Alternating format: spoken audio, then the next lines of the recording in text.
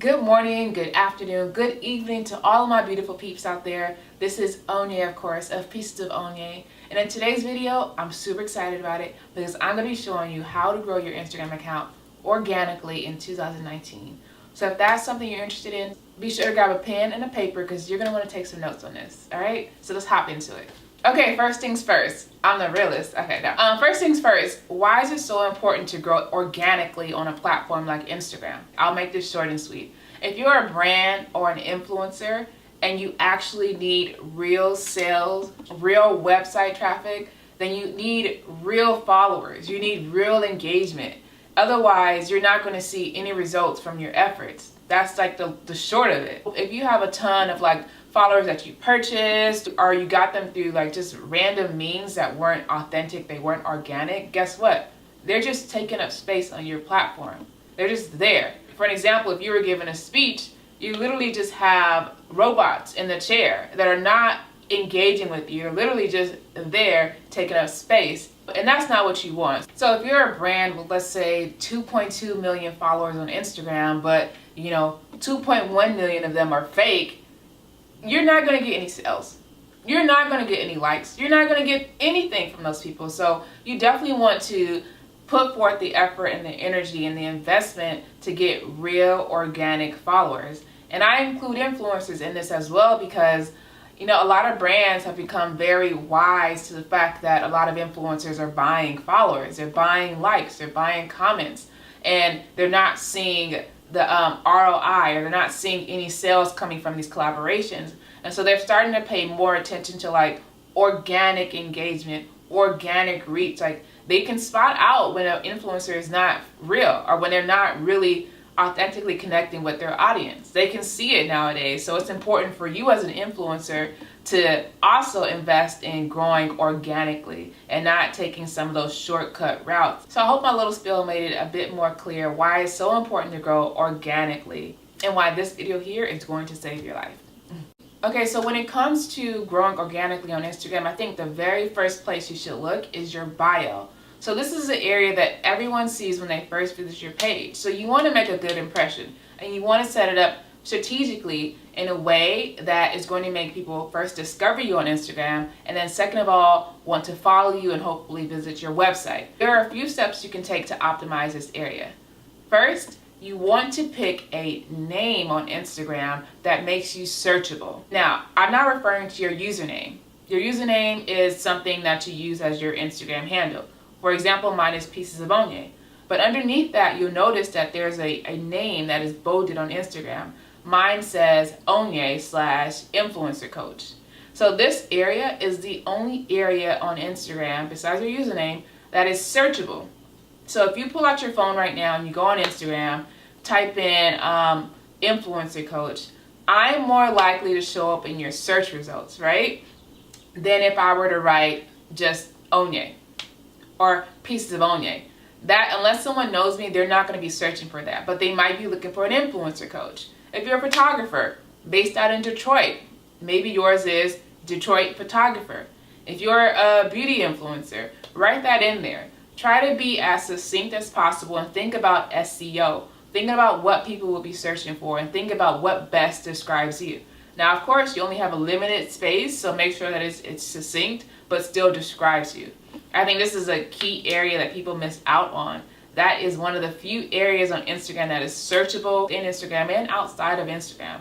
So make sure you're using that name field very strategically if you want to grow organically on Instagram. All right, another part of your bio, your actual bio. So underneath your name, you have that section where you can write whatever you so please. This is another area where a lot of my clients, they make mistakes. Again, your bio is the first thing that people see. So what is it that you want them to take from you when they visit you? Remember, people have a very short attention span. If they don't see what they want within the first few seconds, guess what? They're out. So you want to use your bio to give a full description of who you are, what you do, and what you offer to people. Why should they follow you? I'm going to read you mine so you can have it as an example. Okay. So here's what mine says. A beauty-loving content creator helping influencers elevate their content one tip at a time. So that's relevant to me because I built my platform around sharing tips, sharing resources with influencers and brands to help them elevate their content. So you see right away in my bio what I'm about. If you're not about that, guess what? Don't follow, you can go. But if you are about that, if you do want tips, you do want these resources, then you know right away that that's what I offer. Simple. And so that is the winning recipe for a bio, I think. Tell the folks about yourself. Who are you? What do you do? What do you have to offer them? Why should they follow you? Include all of that in your bio. On to the next tip. Engagement. I talk about this all the time because you really can't have a conversation about organic growth without talking about engagement. They literally go hand in hand. You can't have one without the other. So when it comes to engagement, you really want to be an active participant on Instagram. I think that's the best way to describe it. You have to get active. You can't take a passive role or just schedule things out and say, okay, well, there we go. Smack a few hashtags on there. We're good. We're Gucci. No, you have to participate. And I think that's the main purpose and goal of Instagram. It's about socializing. It's a social platform. If you're not being social, guess what? You're not going to see the best results. You're not going to get the likes. You're not going to get the comments. Unless, of course, you're buying them. And we already talked about how we're not doing that, right? So what's the best way to engage in order to grow in 2019? I think the first thing to do is participate in conversations. So don't just sit around and wait for the likes to flow in. Like, go out and engage with other people. Comment on their pictures and videos. Like it. Interact with their Instagram stories. Hop into their Instagram lives, even if you're the only soul in there. I know, that's the worst. But still, show your face. Be heard. Because I know for me personally, like I always try to think about things from, in my perspective. Like if somebody comments on my photo and I see that they do it like quite frequently, I'm gonna be like, yo, that's my peep. She's cool in my books. You know what I mean? If I come across her content, guess what? I'm gonna return the favor. I think it's about establishing those relationships, authentic relationships, don't fake the fun, but just be an active participant. That's the best way I can summarize that. Like, get involved. Don't just post and then dip out. Engage with the community, engage with your audience. Like, even if they don't have a lot of followers, like I think every person in your audience, every person in your potential audience is important. I think you should look at it like that. And another part of engagement is actually like showing who you are. And I think that Instagram stories and like videos is a great way to do that. And I personally have started doing more Instagram stories because I want people to see me. Like I don't want it to just be known as this girl who takes like, oh, nice pictures on white backgrounds. Like, no, I have a personality and I would love for the people that follow me and the people that come across my page to know that about me. So definitely get active on Instagram stories, record those videos, because Instagram stories allow people to almost feel like they're sitting in on the couch with you. You know what I mean? Like they feel a bit more connected to you, as if they're kind of talking to you on a one-on-one basis. And that helps people really connect with your brand, which in turn makes people want to engage with your content. And the end goal is that engagement increases your standing in Instagram's algorithm and will then hopefully help your content be shown to more people, which will in turn help you grow faster. Okay, so next tip, you want to provide value to your followers and potential followers as well. This is one of those things that kind of stands out to me in those accounts that are doing well, that have the high engagement, that have all the followers.